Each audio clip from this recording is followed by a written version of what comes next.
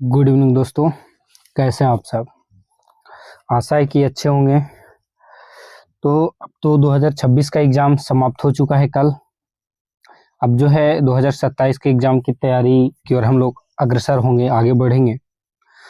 तो अब हम आपके लिए जो सेशन लेके आएंगे, अभी सिर्फ ऑब्जेक्टिव का सेशन होगा, चैप्टर वाइज होगा, जिसमें अभी आज हम आपके बायोलॉजी के एक लेसन का वीडियो लेके आए हैं, सिर्फ ऑब्जेक्टिव का।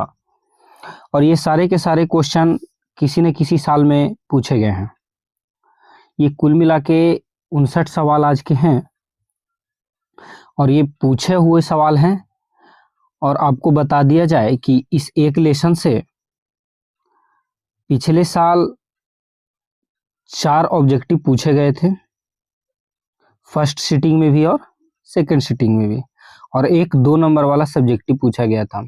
तो आगे भी इसी प्रकार बरकरार रहने का उम्मीद है कि इससे ऐसे क्वेश्चन पूछे ही जाएंगे, 4-5 सवाल आपके ऑब्जेक्टिव में आएंगे ही।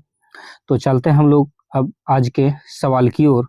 तो पहला सवाल जो हमारा है ये पहले लेसन से है, जय प्रक्रम और पोषण से। ठीक है, तो चलते हैं हम लोग पहले सवाल की ओर। तो हमारा पहला जो सवाल है कह रहा है कि पौधों में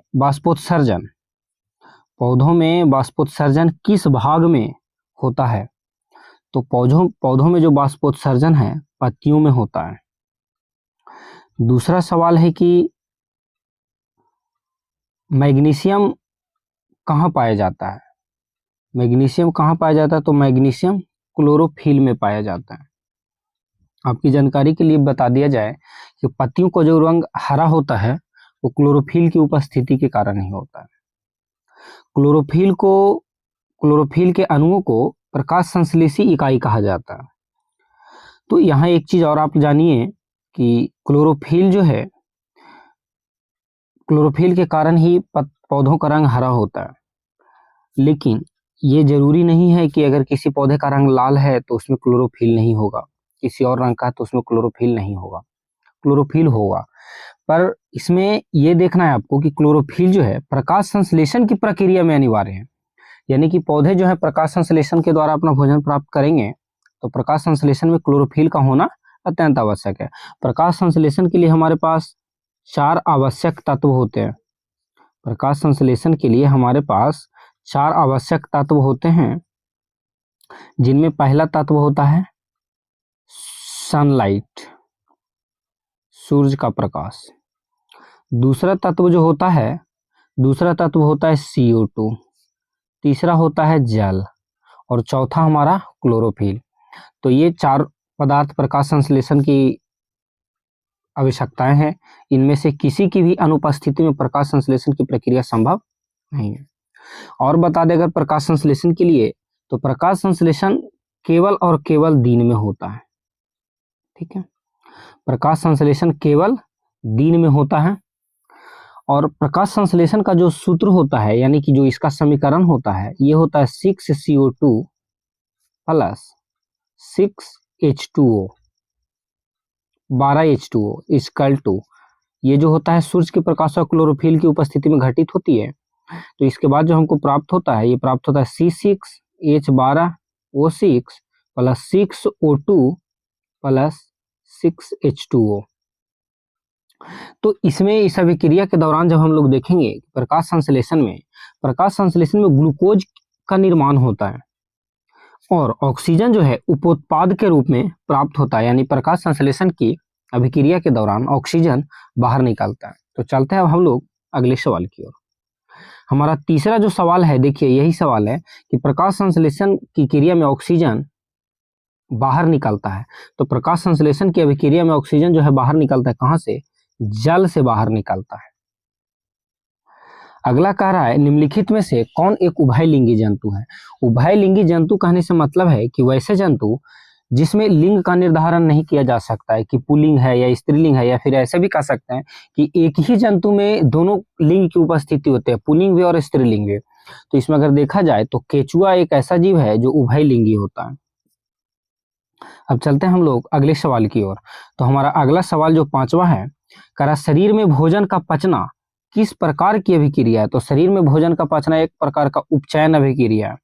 और आपको बता दिया जाए कि शरीर में भोजन का जो पाचन का जो क्रिया शुरुआत होता है, ये भोजन के पाचन की क्रिया की जो शुरुआत होती है ये हमारे मुख से ही हो जाता है। ठीक है, हमारे मुख में जैसे ही खाना हम लोग शुरू करते हैं, लार में भोजन मिलने के बाद हमारे भोजन के पाचन की प्रक्रिया की शुरुआत होती है। अगला सवाल की ओर चलते हैं। कह रहा है स्वपोषी पोषण के लिए आवश्यक तत्व क्या है? तो देखिए, स्वपोषी पोषण के लिए क्लोरोफिल भी आवश्यक है, कार्बन डाइऑक्साइड भी आवश्यक है और सूर्य के प्रकाश भी आवश्यक है। इस प्रकार से हम कह सकते हैं कि हमारा ऑप्शन नंबर डी इस सवाल का सही जवाब होगा। अगला सवाल कह रहा क्लोरोफिल वर्णक का रंग कैसा होता है? तो क्लोरोफिल वर्णक का रंग हरा होता है। अगला सवाल है, कह रहा ग्वाइटर अथवा घोघा रोग पनपता है। तो ग्वाइटर अथवा घोघा रोग जो पनपता है आयोडीन की कमी के कारण पनपता है। अगला सवाल, कुटपाद किसमें पाया जाता है? तो कुटपाद जो है अमीबा में पाया जाता है। अब अगर आपको अमीबा के बारे में बता दिया जाए तो अमीबा जो है एक कोशिकीय जीव होता है, पहला। दूसरा, अमीबा के शरीर का जो आकार है कुटपादों के बनने और बिगड़ने पर निर्भर करता है। अमीबा के बारे में और बता दिया जाए तो अमीबा का जो भोजन है वो भी कुटपाद ही होता है। अमीबा में भोजन ग्रहण और पाचन के लिए कोई भी विशेष प्रकार के अंग नहीं पाए जाते हैं, तो फिर इसमें भोजन और पाचन किस प्रकार से होगा? तो ये अपने शरीर के किसी भी सतह से भोजन ग्रहण कर सकता है और भोजन का पाचन कर सकता है। तो अमीबा के साथ साथ एक और होता है पैरामीशियम, का नाम आप लोग सुने होंगे। पैरामीशियम भी एक कोशिकीय जीव ही होता है। चलते अब अगले सवाल की ओर। हमारा अगला सवाल जो है, एक वयस्क मनुष्य में दांत की संख्या कितनी होती है? तो एक वयस्क मनुष्य में जो दांत होते हैं 32 दांत होते हैं। अब दांत के बारे में बता दिया जाए आपको तो दांत 4 प्रकार के होते हैं, भेदनक, कतरनक, चवर्नक और अग्रचवर्नक। और कुछ विशेष जानकारी दिया जाए तो मनुष्य को द्विबारदंती कहा जाता है। द्विबारदंती कहने के पीछे कारण है कि मनुष्य के 20 दांत जो होते हैं दोबारा से उगते हैं। मतलब बचपन में जो दांत हमारे उगते हैं आते हैं तो उनमें से सारे दांत नहीं, लेकिन उसमें से 20 दांत जो होते हैं हमारे गिर जाते हैं पहले और वो बाद में आते हैं। उसके बाद उन 20 दांतों के गिरने के बाद फिर हमारे शरीर में पुनः दांतों की उत्पत्ति नहीं होती है, लेकिन 2 बार हमारे 20 दांत आते हैं, इसलिए मनुष्य को द्विबारदंती कहा जाता है। चलते हैं अगले सवाल की ओर। तो कह रहा है अगला सवाल हमारा, कह रहा है कि मंड के परीक्षण के लिए हरी पत्ती पर आयोडीन डालने से पहले पत्ती को अल्कोहल में उबाला जाता है। क्यों उबाला जाता है? तो इसका जो सही जवाब होगा, मंड को घोलने के लिए भी ऐसा किया जाता है, क्लोरोफिल को घोलने के लिए भी ऐसा किया जाता है और पत्ती को मुलायम करने के लिए भी ऐसा किया जाता है। तो इस प्रकार से हमारा इस सवाल का जो ऑप्शन होगा ऑप्शन नंबर डी, इनमें से सभी। अगला सवाल, कह रहा स्लाइड को सर्वप्रथम कंपाउंड माइक्रोस्कोप से देखा जाता है। तो स्लाइड को जो है सर्वप्रथम 10x पर देखा जाता है, यानी 10 गुना बड़ा करके। अब चलते हैं अगले सवाल की ओर। अगला जो सवाल है हमारा, कह रहा है कि कवक में कौन सी विधि से पोषण होती है? तो कवक में मृतजीवी विधि से पोषण होती है। कवक के बारे में अगर और आपको बता दिया जाए तो कवक जो होता है ये छांव में पाया जाता है, यानी कि जहाँ पे सूरज के प्रकाश की उपस्थिति नहीं होती है वहाँ पे कवक होते हैं और जहाँ से सूरज का प्रकाश डायरेक्ट आता है वहाँ पे शैवाल पाए जाते हैं। तो चलते हैं अब अगले सवाल की ओर, 14 नंबर के सवाल की ओर।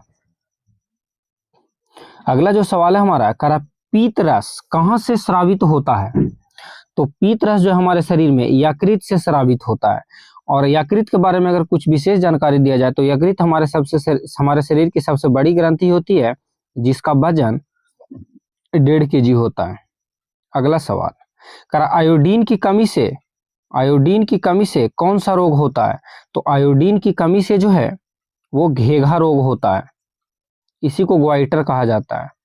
अगला सवाल, कह ग्लूकोज के एक अणु में ऑक्सीजन के कितने परमाणु होते हैं? तो ग्लूकोज का सूत्र आपको पहले पता होना चाहिए।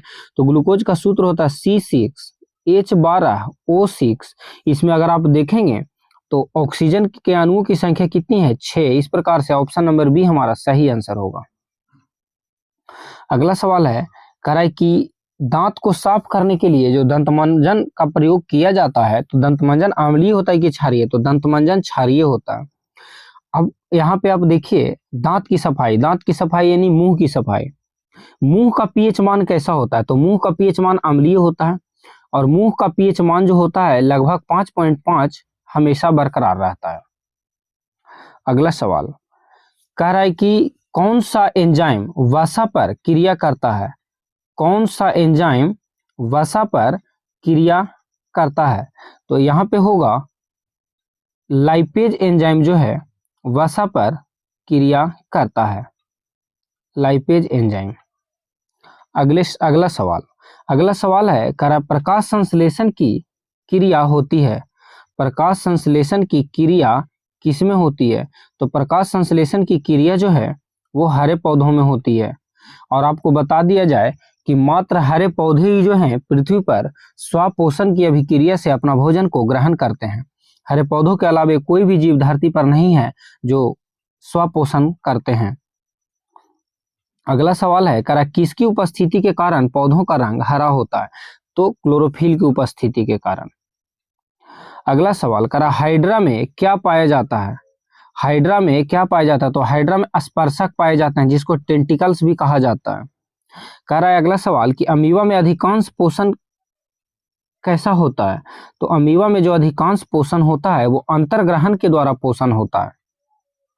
कह रहा अमीबा अपना भोजन किसके द्वारा पकड़ता है?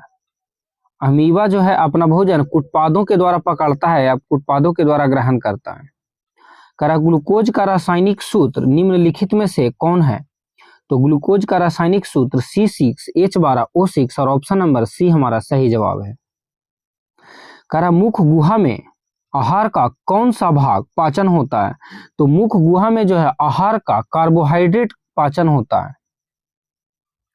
अगला सवाल कह रहा है कि दांत के सबसे ऊपरी परत क्या है, या इसी को कहा जाता है कि दांत का सबसे कठोर परत क्या है? तो दांत का जो सबसे कठोर परत होता है इनामेल होता है। और एक सवाल और आपको बता दिया जाए कि हमारे शरीर की अगर सबसे मजबूत हड्डी के बारे में पूछा जाए तो भी हमारे दांत से ही संबंधित है, जिसमें दांत हमारे पाया जाता है जबड़े में। तो हमारे शरीर की सबसे कठोर हड्डी जो होती है, सबसे मजबूत अंग जो है वो जबड़े की हड्डी है। अगला सवाल कह रहा पौधों और पशुओं की कोशिकाओं का वैज्ञानिक अध्ययन क्या कहलाता है? तो इसको कोशिका विज्ञान कहा जाता है। अगर अंग्रेजी में आप देखना चाहेंगे तो इसको साइटोलॉजी कहा जाता है। साइटोलॉजी में कोशिकाओं का अध्ययन किया जाता है, कोशिका का विज्ञान कहा जाता है। अगला सवाल कह रहा पौधों में भोजन किस रूप में जमा होता है?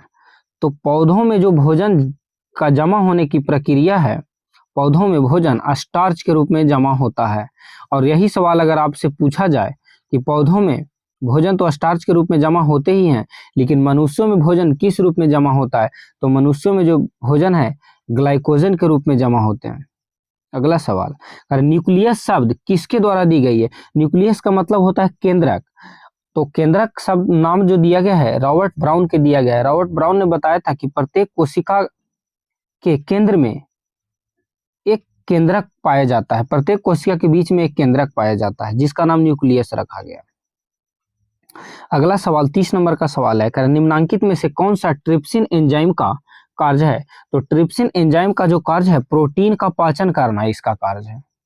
अगला सवाल मानव आहार नाल का सबसे लंबा भाग क्या है? तो मानव आहार नाल का सबसे लंबा भाग जो है छोटी आंत है। और आपकी जानकारी अगर विशेष जानकारी आपको दिया जाए तो हमारे शरीर में भोजन का जो पूर्ण पाचन होता है वो छोटी आंत में ही हमारे शरीर का भोजन का पूर्ण पाचन होता है। अगला सवाल मनुष्य के आहार नाल में अवशेषी अंग निम्नलिखित में से कौन सा होता है? तो अपेंडिक्स जो हमारे शरीर का एक अवशेषी अंग है। मनुष्य के शरीर की सबसे बड़ी ग्रंथि कौन सी है? तो मनुष्य के शरीर की सबसे बड़ी ग्रंथि यकृत है जिसका वजन 1.5 kg होता है। अगला सवाल है निम्न में से कौन सा स्वपोषी है? तो स्वपोषी पूरे पृथ्वी पर सिर्फ और सिर्फ हरे पौधे होते हैं। ग्राहनी किसका भाग है? तो ग्रहणी जो है छोटी आंत का भाग है। प्रकाश संश्लेषण होता है, प्रकाश संश्लेषण दिन में होता है। ये सब सवाल हम आपको अभी इस वीडियो की शुरुआत में ही करवा दिए हैं। करा परिशेषिका किसका हिस्सा है? कृमि रूप परिशेषिका किसका हिस्सा है? तो ये आहार नाल का हिस्सा है। अब चलते अगले सवाल की ओर। तो अगला जो सवाल 38 नंबर का हमारा सवाल है, कह रहा है गोबर छत्ता, गोबर छत्ता है क्या? तो गोबर छत्ता में मतलब पोषण किस प्रकार का होता है? तो गोबर छत्ता यहाँ पर अगर देखा जाए तो गोबर छत्ता शैवाल भी हो सकता है। और गोबर छत्ता में अगर पोषण के बारे में पूछा जाए, जो जिसको मशरूम हम लोग कहते हैं, तो गोबर अगर पोषण के बारे में पूछा जाएगा, भोजन का निर्माण, तो मृतजीवी पोषण के द्वारा अपना भोजन प्राप्त करते हैं। लेकिन यहाँ पे गोबर छत्ता शैवाल है, क्योंकि ये खुले में पाया जाता है, सूरज की रोशनी में पाए जाते हैं। और शैवाल प्रकाश संश्लेषण के द्वारा अपने भोजन का निर्माण करते हैं। अगला है, कह रहा है जीवन की एक महत्वपूर्ण विशेषता, जीवन की एक महत्वपूर्ण विशेषता क्या है? तो जीवन का सबसे महत्वपूर्ण विशेषता है वृद्धि करना। अगला सवाल, कह रहा स्वपोषी पोषण, स्वपोषी पोषण जो है किसमें होता है? तो स्वपोषी पोषण तो सिर्फ एक ही सजीव में होता है, पौधों में। कह रहा पौधों में प्रकाश संश्लेषण का स्थान है, पौधों में प्रकाश संश्लेषण का स्थान जो है क्लोरोप्लास्ट है। निम्न में से किस रंग की प्रकाश किरण प्रकाश संश्लेषण के लिए सबसे ज्यादा प्रभावी होता है? तो प्रकाश संश्लेषण के लिए सबसे ज्यादा प्रभावी जो रंग होता है वो रंग लाल होता है, यानी ऑप्शन नंबर डी। अगला सवाल, करा स्टार्च की उपस्थिति की जांच के लिए किस विलयन का उपयोग होता है? तो स्टार्च की उपस्थिति की जांच के लिए आयोडीन विलयन का उपयोग किया जाता है। अगला सवाल, करा दूध से दही जमने में निम्नलिखित में से कौन सी क्रिया होती है? तो दूध से दही जमने में किण्वन प्रक्रिया का उपयोग किया जाता है। प्रकाश संश्लेषण की दर किन कारकों पर निर्भर करती है? तो प्रकाश संश्लेषण की दर प्रकाश के गुण और उसकी मात्रा दोनों पर निर्भर करती है। तो यहाँ पे ऑप्शन नंबर सी हो जाएगा, ए और बी दोनों। करा कौन सी गैस श्वसन क्रिया में मुक्त होती है? तो श्वसन क्रिया के दौरान जो मुक्त होती है वो CO2 होता है, ऑप्शन नंबर डी। अगला, करा रंध्र मुख्यतः पाए जाते हैं? तो रंध्र पत्तियों में पाए जाते हैं। अब यहाँ से एक सवाल और आपका आता है कि रंध्रों का खुलना और बनना किस पर निर्भर करता है? तो रंध्रों का खुलना और बनना द्वार कोशिकाओं की स्फीति पर निर्भर करता है। अगला है, प्रकाश संश्लेषण की प्रकाशिक अभिक्रिया होती है? तो प्रकाश संश्लेषण की प्रकाशिक अभिक्रिया जो होती है क्लोरोप्लास्ट के ग्राना में होती है। लेकिन अगर अप्रकाशिक अभिक्रिया के बारे में बात किया जाए तो अप्रकाशिक अभिक्रिया क्लोरोप्लास्ट के स्ट्रोमा में होती है। अगला सवाल, करा निम्नलिखित में से किससे रंध्र के छिद्र घिरे होते हैं? तो रंध्र के जो छिद्र होते हैं वो गार्ड कोशिका से घिरे होते हैं। अगला, करा कोशिका झिल्ली किस प्रकार की झिल्ली है? तो कोशिका झिल्ली एक प्रकार की अर्धपारगम्य झिल्ली है। क्रमांकुंचन की गति पाई जाती है? तो क्रमांकुंचन की गति ग्रास नली में भी पाई जाती है और छोटी आंत में भी पाई जाती है, दोनों में पाई जाती है। करा परजीवी पौधे का एक उदाहरण है, परजीवी पौधे का एक उदाहरण है अमरबेल। तो अमरबेल जो है परजीवियों से कीड़े मकोड़ों को खाकर अपने शरीर में नाइट्रोजन की कमी को पूरा करता है। अगला है, कह रहा है ग्लूकोज का पुनर्वशोषण कहाँ होता है? तो ग्लूकोज का पुनर्वशोषण PCT में होता है, ऑप्शन नंबर ए। पीत रस स्रावित होता है, पीत रस कहाँ से स्रावित होता है? तो पीत रस यकृत से स्रावित होता है। कह रहा क्षुद्रांत में स्थित रसांकुर का कार्य क्या होता है? तो क्षुद्रांत में स्थित रसांकुर का जो कार्य होता है अवशोषण का सतही क्षेत्रफल बढ़ाना, ऑप्शन नंबर सी। अगला, कह रहा मुख गुहा का पिछला भाग क्या कहलाता है? तो मुख गुहा का पिछला भाग ग्रसनी कहलाता है, ऑप्शन नंबर बी। अगला, प्रकाश संश्लेषण में ऑक्सीजन का मूल स्रोत क्या है? तो ऑक्सीजन का मूल स्रोत जल है। पेप्टिक अल्सर हो सकता है, पेप्टिक अल्सर जो होने की संभावना होती है लंबे समय तक भूखे रहने से होती है। अगला, कह रहा शाकाहारी जीवों में छोटी आंत की लंबाई होती है? तो शाकाहारी जीवों में जो है छोटी आंत की लंबाई अधिक लंबी होती है, जबकि मांसाहारी जीवों में छोटी आंत की लंबाई कम होती है। तो आज के इस सवाल के साथ हमारा एक लेसन यानी जय प्रक्रम और पोषण के ऑब्जेक्टिव के सवाल समाप्त होते हैं। तो आप सब अपना जवाब दीजिए और बताइए कि आपके कितने ऑब्जेक्टिव सही होते हैं। तो अगर हमारा कंटेंट आपको अच्छा लगता है तो हमारे चैनल को लाइक शेयर और सब्सक्राइब कीजिए। धन्यवाद।